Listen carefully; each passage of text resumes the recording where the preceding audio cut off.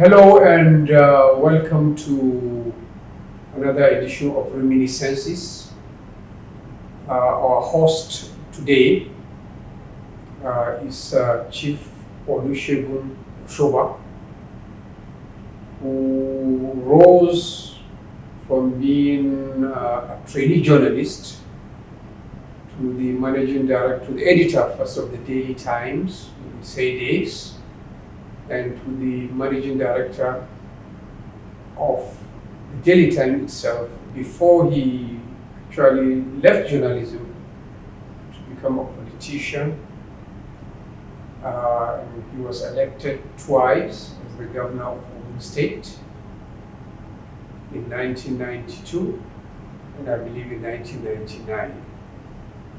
He is still active in politics, elder in the APC,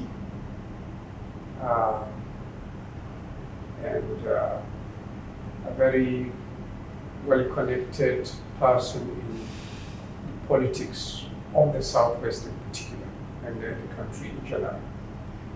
Mr. Osoba, I'd like to welcome you to Reminiscences and start by asking you, for somebody who is very proud to be called a reporter, as a journalist, people may be surprised that you actually started your first job as a building inspector. Thank you very much. Well, that is true. In my days,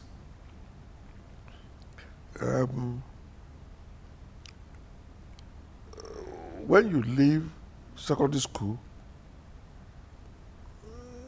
a job will be waiting for you. In my time, there were no more than maximum 10 secondary schools for boys in Lagos, and maybe about 4 or 5 secondary schools for girls. The Queen's College, Methodist Boys High School, Methodist Guys High School, Only Child College, New Era,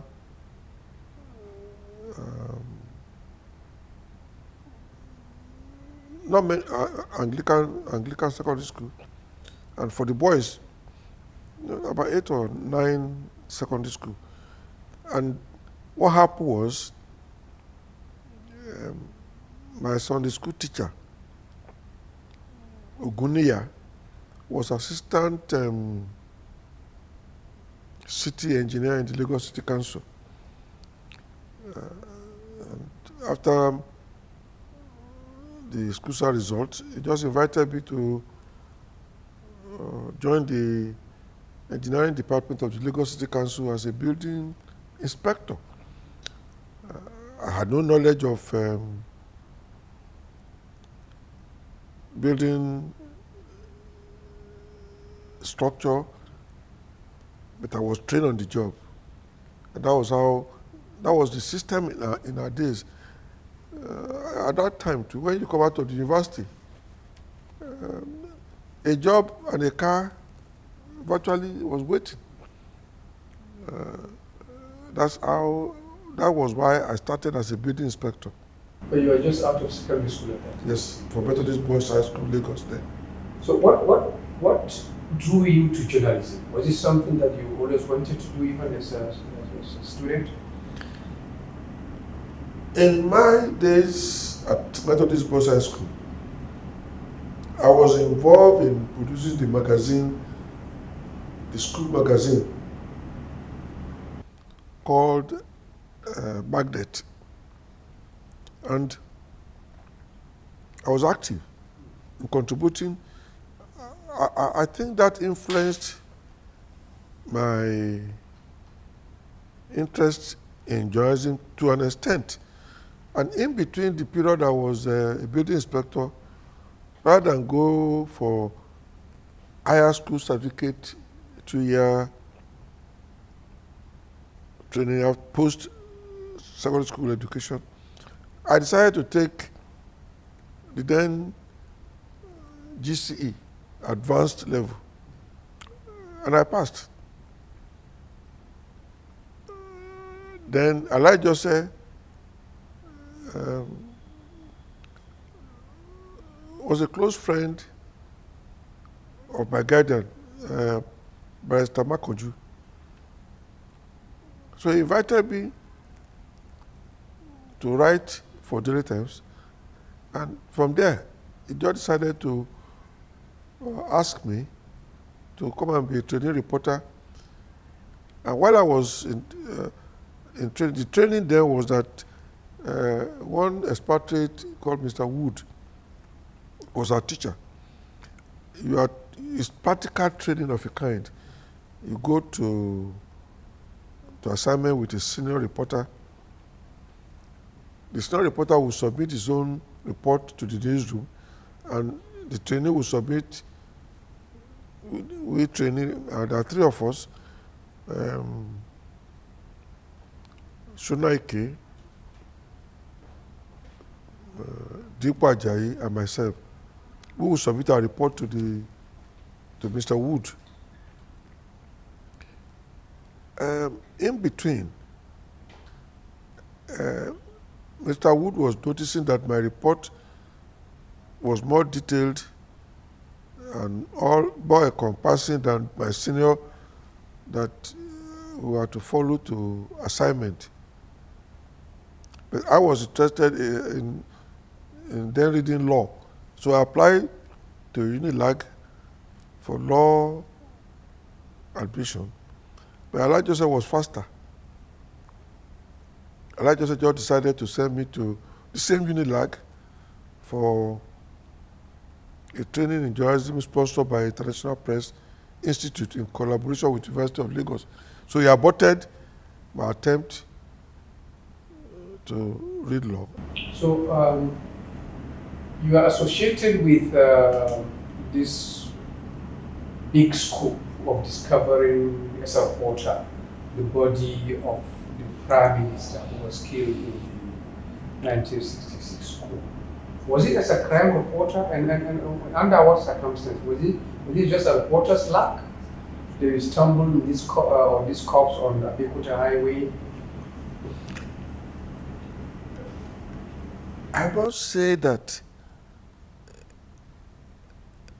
I had a rather rapid I won't call it promotion, rapid exposure. As a training reporter, we were covering magistrate courts, or covering what we call the police overnight report. Usually, the police will do overnight report of incidences that had happened, and you make a story out of it. And then you go to magistrate court. That was the beginning. But suddenly, Alhaji Jose pulled me out and made me to be covering Parliament. And that was where I became close to the then Prime Minister as a young reporter, Sir Tafawa Balewa, and his ministers. In fact, my closest friend there was late Alhaji Baitama Sule. He and I and Samuka used to run around nightclubs in those days. And Alhaji Baitama Sule used to make fun of me not to refer to those days, that he had forgotten about his his nightclubbing days and became deeply religious in Islamic religion. But I have pictures of myself and him as young men in the 60s, you know, and I gave me a copy years after. So stop reminding me of those days. So I became close to many of the ministers. It was the process of covering Parliament that I came close to Baitama Sule, the likes of the Prime Minister. In actual fact, at a point I became a reporter at large. Alhaji Joseph just took interest in the fact that I became very enterprising. I was the first reporter in Nigeria of our days to have a telephone in my house. And I was mobile. I started with Mobilet and graduated to then Vespa. Vespa was like having a car. So I was very mobile and restless and active. So Alhaji just left me as a reporter at large. As I was covering Parliament, occasionally we would also cover the airport. So on the day of the coup, I ran to my Sule and he said, well, we have to get a lady to go and see what's happening in the residence of the Prime Minister with the wives, because women couldn't enter the house. It's opposite the Island Club, the residence of the... And it hurts me that today, rather than keeping that house, we have turned it into the Zone 2 headquarters of the police. So we got a distant cousin of mine, Ms. Dupe Samuel, myself and my Sule in his car, to go and investigate what was going on inside. So she went in, saw the wives, came back to give us the report. And they gave the story of how the Prime Minister was abducted. It was from there I started following up. At that time, there was nothing like NSO, which became SSS, and now DSSS. The security section was within the police. The E-branch. Nigeria Police E-branch then. That was where people like Shinkafi, MD Yusuf and Co were operating. Even then at that time, the military itself didn't have the signal department. It was the police signal that they were dependent on. And because I had been covering crime, covering court, covering police investigation, I had strong influence and contact. And the E-branch, through my contact, were giving information on some of what we were gathering. And there was high professionalism in those days. So I got a hint from those teams that were in search from the E-branch of, I just got a call from one of them that they were just on their way from the location in Ota. The team was coming back from Ota, and they got back to the office. They phoned me and hinted me that they found the body. And that was how, and being mobile, I just took my scooter with my co-tenant, Titus Oshikolu, because it was around 5:36, and I knew if I didn't move fast, it would get dark. So I had to race on my motorcycle to a little bit after Ota. So the body was still there, it wasn't evacuated? The body was still there, fresh. In what state was it? Can you recall in what state the body was? Well, the Tafa Balewa was still intact. I am still...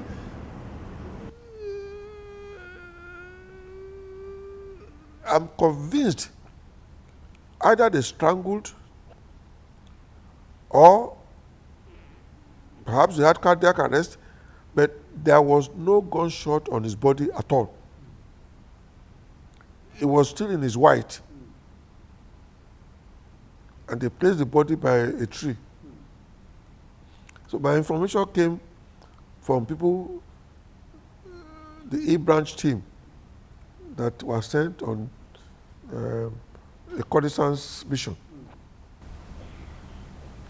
So, what was your journey? I mean, you interacted with some of these people. We have heard a lot of stories about Balewa, how he was, here was a northerner coming to Lagos, a prime minister. What's your own take on him? What kind of person was he from your interaction? first class gentleman, highly humble, with a very deep baritone voice. A man of simple approach to his own needs and life. My impression of him is he was a man who valued fellow human beings. And even though I was a very young reporter, he knew all of us by first name. Satafa Balewa was a complete gentleman, a father figure, easygoing. He had the air of leadership, but he's not one that would throw his weight. He was a real leader. It's a pity. But was he then accepted because there was opposition politics, of course? There is opposition politics, which was natural. So, and there was a lot of bad press against him in the newspapers. No. He didn't have a bad press. You see, the Nigeria problem was caused by intrigue and politics, in particular of the Western region.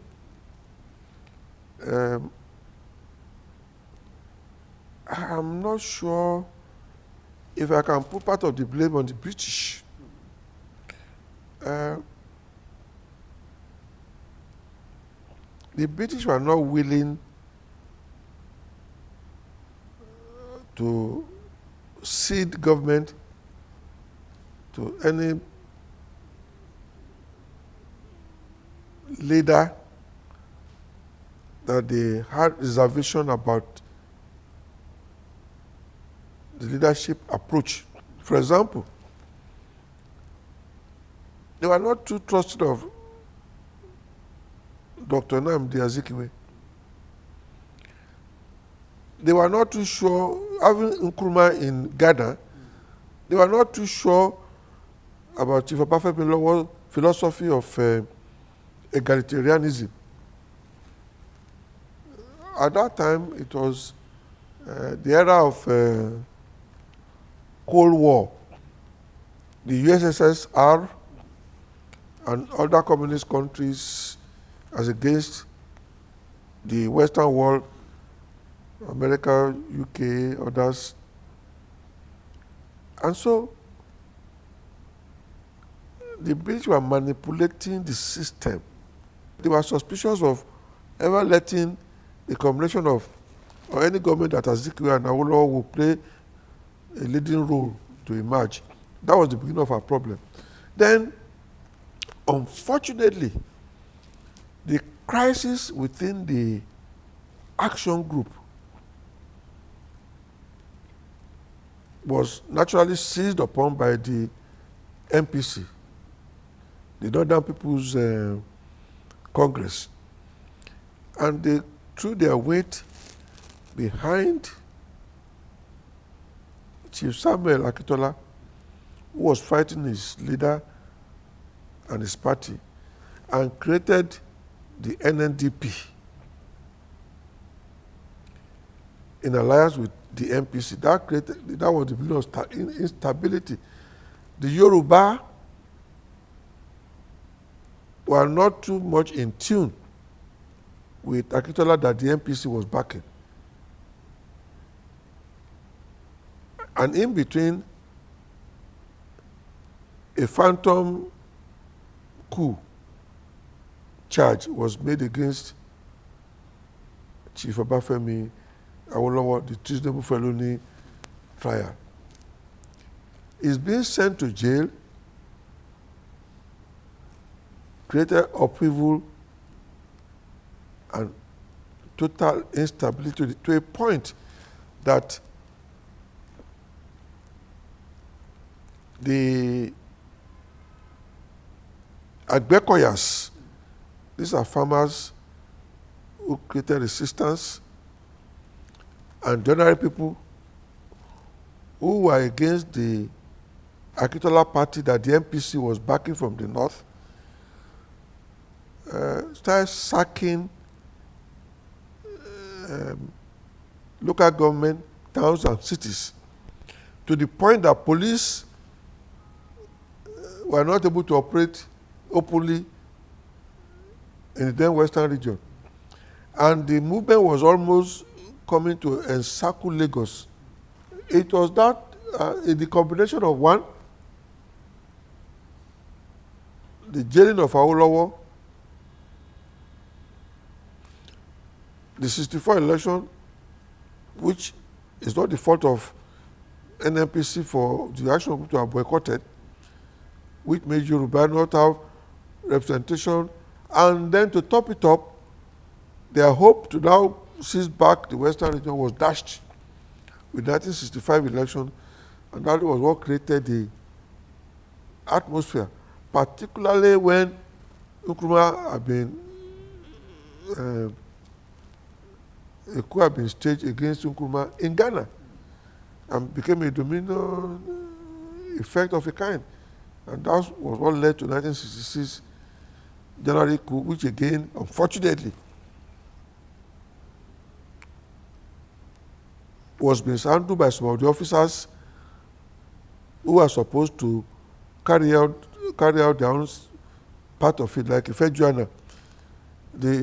Those that were supposed to, it became sectional in the sense that those who were killed were mostly not only Northerners, but many Yoruba officers were also killed. But those who were supposed to abduct Ironsi and take Opara didn't do it. But Ironsi was not in the country. Ironsi was in the country. Was he around? Was. It was Azikiwe. Azikiwe was not in the country. Azikiwe was not in the country. Yes. Do you think that it's a coincidence that he wasn't? I don't think it was hinted, because the likes of Major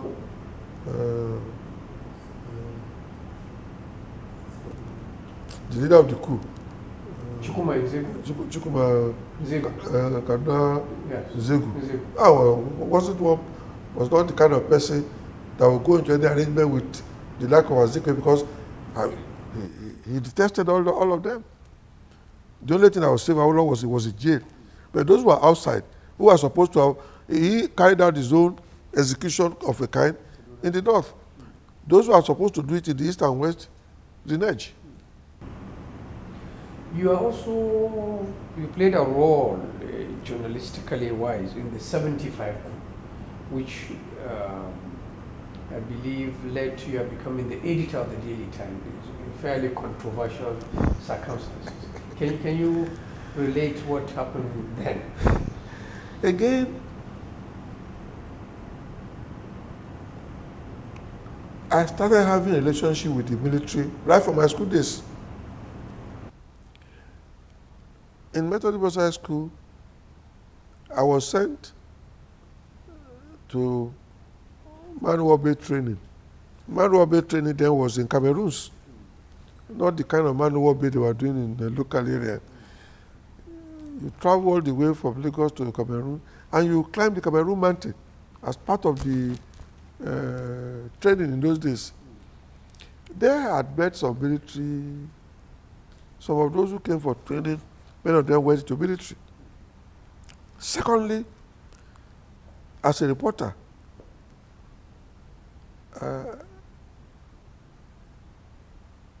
I was one of those who covered part of the Civil War.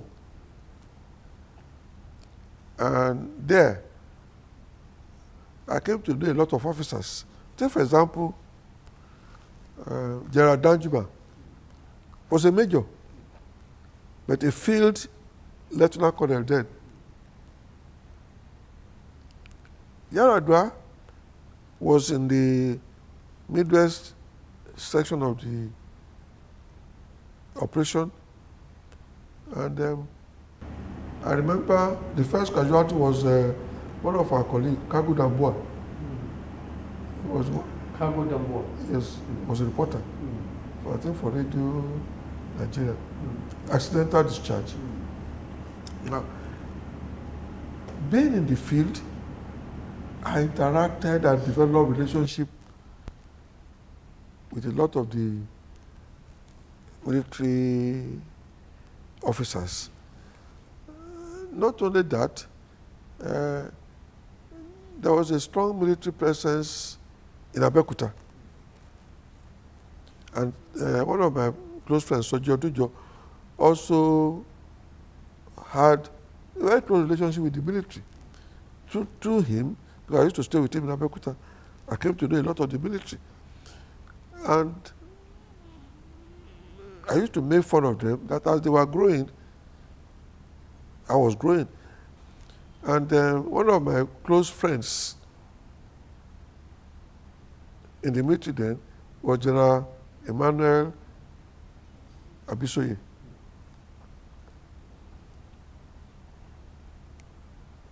Very fine officer. I think he came first among his classmates in some of the courses that he had. On the day of the coup, because of my relationship with some of the officers, I don't know who of them phoned. Again, I had telephone, which was a very important tool. I don't know why people should blame me for having strong means of communication. He told me, I said, turn on your radio.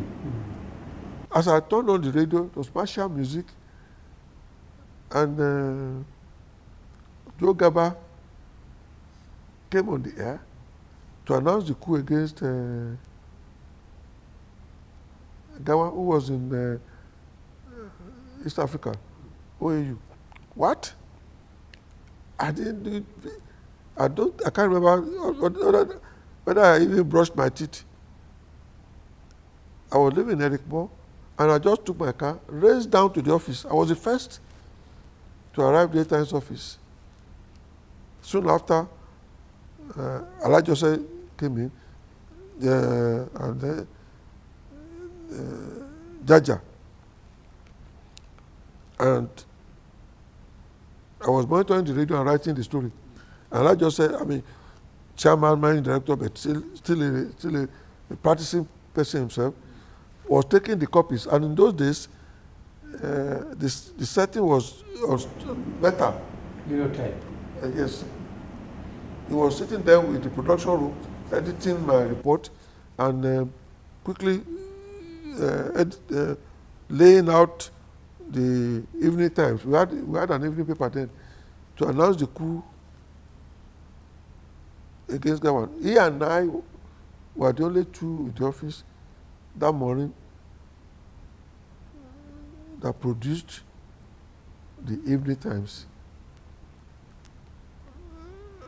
All the other editors didn't come in until maybe about 10, 11, because a lot of them were afraid, because they didn't want to go out when there was an announcement of curfew and things. And it didn't bother me. I just took off to the office. And so we produced the paper. After production of the evening times, I went back home to now get something to eat, get myself freshen up and things. Again, the coup makers had demobilized the telephone on the island, the exchange on the island. But the telephone in the rest of the country, including the mainland, Lagos, were all working. I now took my phone, Abisoye, he said he was just coming from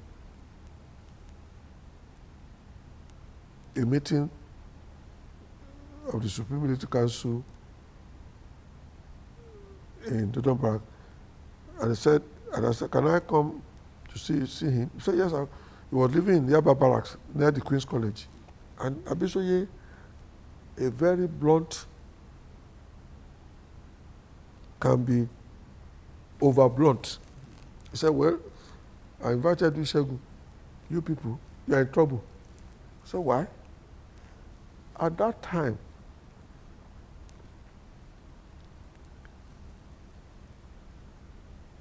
General Murtala Mohammed was Minister of Communication under Gowon.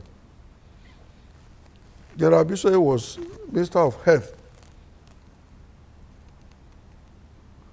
under Gowon. General Obasanjo was Minister of Works under Gowon. And General Murtala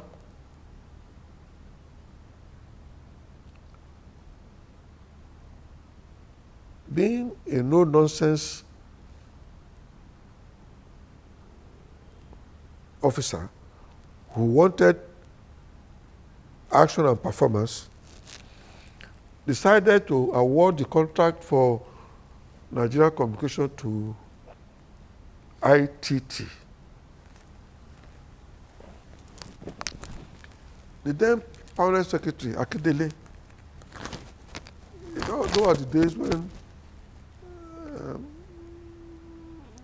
top civil servants were true to their duty, objected. It was Palm Sec to Murtala Mohammed in complication and said, Mr. Minister, you cannot award this contract without going to council.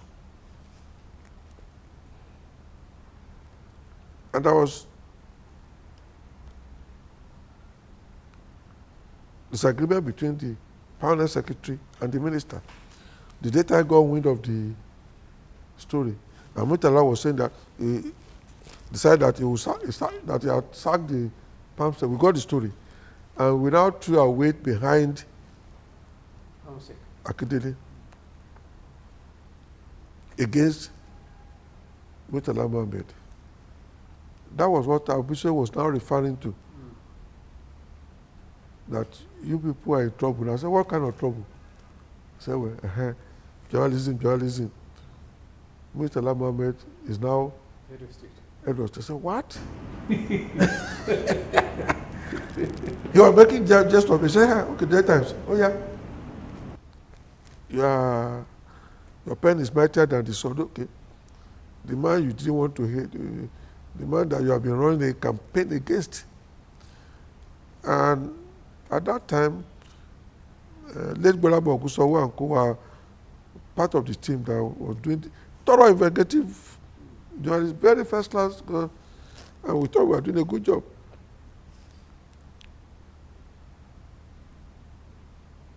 Now, I said, Murtala Mohammed, Head of State. He said, we have just decided that Murtala Mohammed is the new Head of State. Then he said, well, Abirawe, who was then Chief of Staff, Supreme Headquarters, retired. I think Hassan Kassina was, I think, Chief of Army Staff, retired. Head of police, all the service chiefs retired. He was telling me some of the things they arrived at, and I said, I became confused. I said, Gerald, how far can I go with all this information that you have given me? He said, well, look, you're a seasoned reporter. Go and use your discretion. But I can assure you, if you run into trouble, I will back you. That was what I took out of General Bisoye. After this glittering career in journalism, Herald, Sketch, in your daily times, why the switch to politics? What was behind it? Is it that you have now made a lot of money and you want to rub shoulders with the big men? No, it's my going into politics was purely for service. Elijah had warned me that my tenure as managing director must not last more than a term. That if I stay too long, I'll become a victim like him. So I left in 1989 to go into politics. In my time, politics had not been monetized. Babangida created the two parties, the NRC and SDP, and funded the parties, built the headquarters. The officers of the party were paid. There wasn't much, it wasn't money. Is it true that Obasanjo made you as governor? When it came to your second term as governor after your first term, that Obasanjo now ensured that all of you did not retire except Bola Tinubu? Yeah, you see, the thing is this. Again, the mood of the country at the time, after Gani Nahaba's attempt to impeach Obasanjo,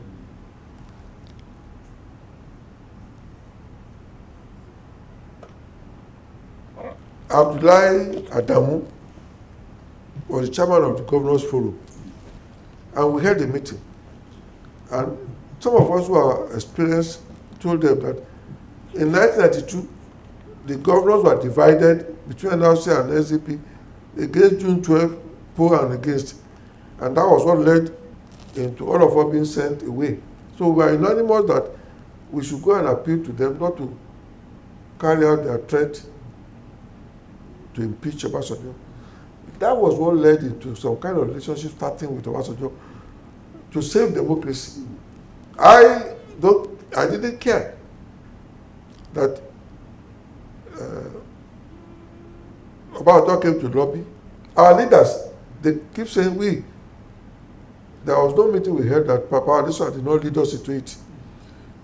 He led us, and I had nasty experiences with Obasanjo. First, going to Herald, I did not apply. As chief of staff, he meted on the thing that they should announce my name on the radio. When I was to go to sketch after winning it, he stopped it as head of state. Said I was too close to Awolowo. Unfortunately for him, the UPN won the Yoruba state, and he now revisited my issue of. So I've had nasty experiences with. I know him very well. Not that I didn't know him, but the mood at that time was the nation wanted. The nation was looking forward to his second term. The Yoruba and the South was looking to him to come back. I'm from Ogun State. He's from Ogun State. If I lost my job as governor, so be it. I have no regret. But do you believe he double-crossed you while you helped him to? Oh yeah, it's all in my book. You see, the result in Ogun State, President Buhari went to court.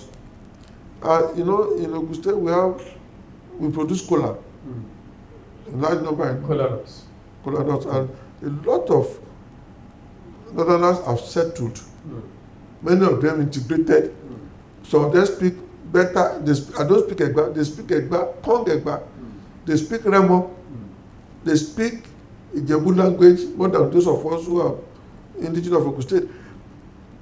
In all of the polling booths, in many parts, President Buhari was able to collect authentic figure and went to court. And Justice Toby, who became Supreme Court judge at the tribunal, said the result of Ogun State was criminal in nature and threw out the whole result, because here was Obasanjo who said he scored 1.2 million, more than 100% votes, and the total figure for all the governors was 600,000. If I had gone to court, I would have won, but I said, well, I came to serve. If they don't want me to serve a second term, let me go home. So it's all in my book. Nobody, neither Obasanjo or anybody had contravened. We are now at another transition. You are a very key figure in the APC. I'd like to ask you, why has APC not been able to deliver on its promises, campaign promises, to bring changes, to restructure to some extent the country? I remember you complaining about the inability to implement the Aerofire committee. A committee was set up by the APC. That committee actually produced a report, and it was discussed by your NEC. Yet up to now, 1 year to the end of the government, nothing has been heard about it.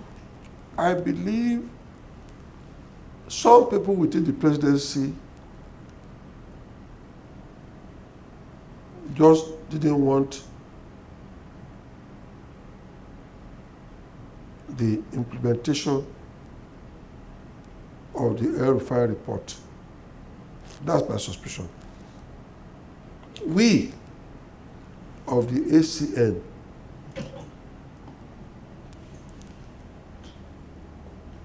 went into the merger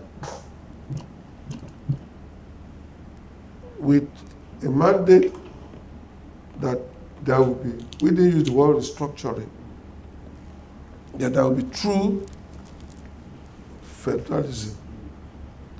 And if you Google the manifesto of APC, it is there that the party will work for true federalism. I must say, those who became powerful in government were not part of those who were involved in the merger process. That, I would say, was one of the problems that we had. Secondly,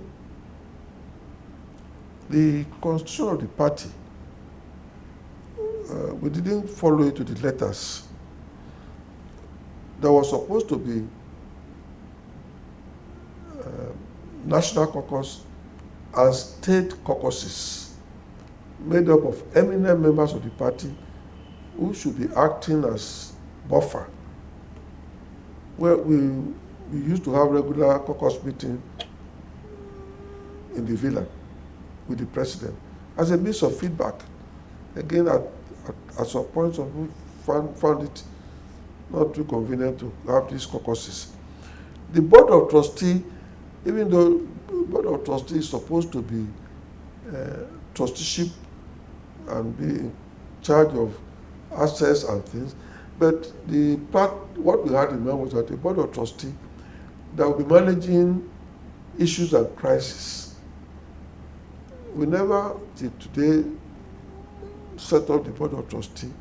And what we knew that the board of trustees under the PDP and under Obasanjo regime became a one-man show where Obasanjo took control. And that was why we said in the constitution, which I was the chairman, that the chairmanship of the board of trustees will rotate 2 years within the 6 geopolitical zones. Now we don't create a monster chairman of the board of trustees.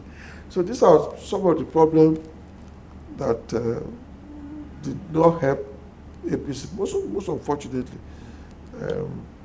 those of us who are part of the merger, strong members of the merger, didn't have the chance to, through the implementation of the Constitution, to be fully involved. Do you think the party has failed really as a vehicle to bring change to the country? How can I say my party failed? So you are telling me that I'm a failure. I have access, and then I still canvass. I will continue to canvass my opinion and views within the party.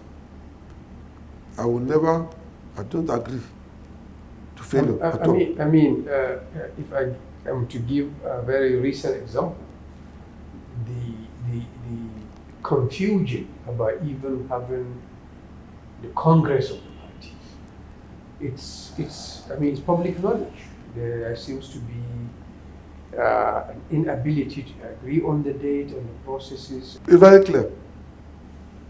The governor of Niger State is one now acting as chairman of the party.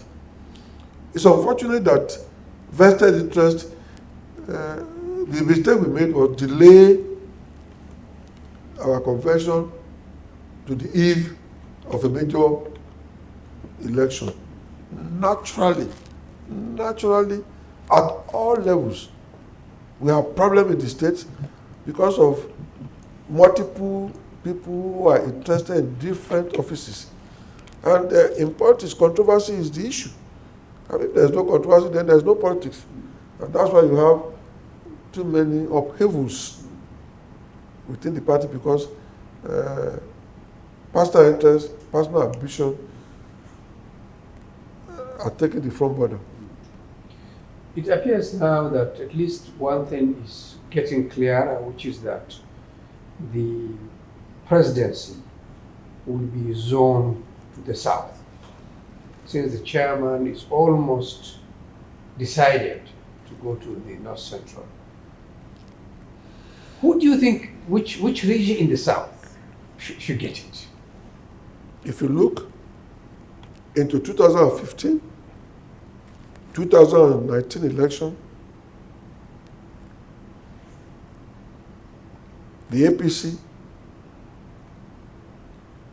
made no impact, no effect whatsoever in South-South and Southeast. In both elections, Southeast and South-South voted massively for PDP. By my own training, under Papa Obafemi Awolowo, a genius. You are somebody at all levels of the party based on the votes delivered. If Kabiru constituency is able to deliver 10,000 votes to UPN, for example, your constituency will bring in 10 delegates to whatever next level. And Olusegun Osoba constituency deliver 1,000. I'll bring 1 delegate. So in politics, votes is the number of goals that you score at World Cup. Whoever scores more, the higher, maybe 1 goal or 2 goals, carries the cup. I mean, now, going by the votes, whether by spread or by total delivery, Southwest delivered 2015 and 2019. I agree that everybody in the South, including South-South, Southeast,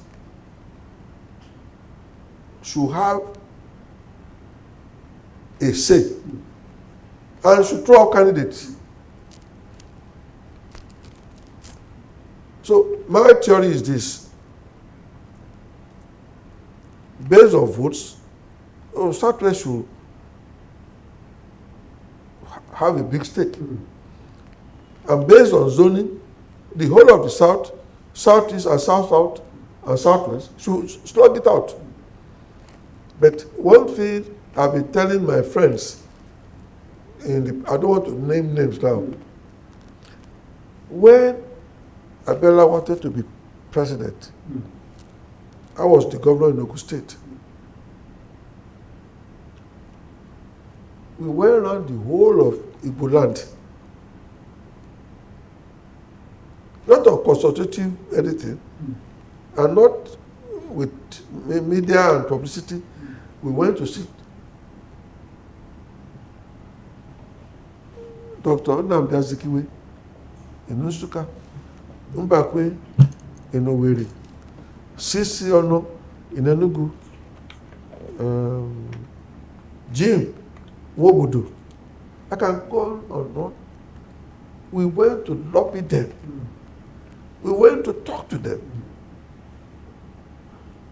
I was governor of Ogun State, and I had to use my gubernatorial paraphernalia, security, and everything to go with Abiola.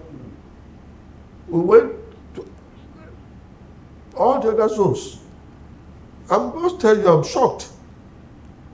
And I keep telling my Igbo friend, are you people asking for presidency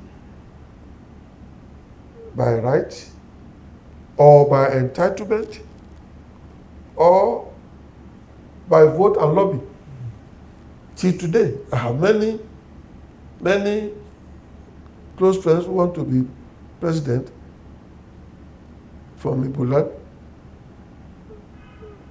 Governor Dave Umahi of Ebonyi, I joke with him, I said, our presidential aspirant.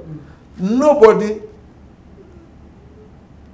has come to tell me if anybody from the East wants to be president. By now, I expect that they should be moving around the Southwest, where they know that the APC is strongest in the South, where they know that as APC, when it comes to counting votes, even if an Igbo man or a South man is the candidate, must count on the Southwest vote. Nobody to today. And that's my disappointment. So if as we assume, or your analysis shows, this zoning favored the Southwest based on votes, do you think there would be a kind of consensus in choosing the candidate? Is that possibility, or is the Southwest too divided to be able to throw up a candidate that is acceptable to everyone? I can assure you, the Yorubas are very democratic. You will not stop anybody. I can assure you, whoever emerges in Southwest, we the elder will rally around, and as usual, talk to ourselves and get everybody online. Whoever. But I must say, given your antecedents, everybody will assume already you have a candidate in this contest. Am I right? Who are the we? Yeah. The Yoruba, the Southwest, or me? Yeah, I'm saying, given your association, and especially if I'm to name names, I say given your well-known link and friendship with one of the candidates who has declared Bola Tinubu, the assumption will be this will be a preference. As I said earlier, I am one of those who will go around to appeal to all the contending forces and all the groups to rally around whoever emerges from Southwest as a presidential candidate, no matter who that person is. So I shouldn't now, if I'm going to be involved in working for enabling peace and unity towards winning the election, I should not openly now come out and start canvassing for anybody. So as we speak now, you are saying you have no preference. It can go either way as far as you're concerned as a member. Why should I prejudge the generality of the opinion of the people? So you think the process will take care of itself? It's not for something the elders will now try and get through, run through? No, for now. It's only 2.5 months or maximum 80 days to go. Whether we like it or not, by 2nd of June, the candidate must emerge. So what's the hurry? So at 82, do you envisage you continue to be involved in politics, or is there a point where you retire? There are 2 jobs that I will never retire from. The job of a reporter. I keep making fun that even when they are throwing me into the grave, I will be sending a reportorial signal. And like Akifele used to say, even in heaven, there will be reporters, even where you don't have other professions, but nobody will be sick. There will be no doctor, but there will be information dissemination. So I'll still be a reporter even in heaven. As a politician, until I die, I will remain. The only thing I'll be trying to wriggle me in. I will not be overtly partisan. But I will remain a father. In Ogun State, for example, I relate with all the former governors now relate with me directly. And I have cordial relationship with them, whether with Daniel, Amosu, current governor, all those living governors. So I continue to play the father figure, and I will remain in politics till I die. I will never resign. I told Bafarawa explained to me, he said he won't hold public office. I said, you say you resign? Resign for what? He said, no. That told me that he's not going to take public office. I said, you don't have to announce that. But I assure you, till I die, I will remain a politician.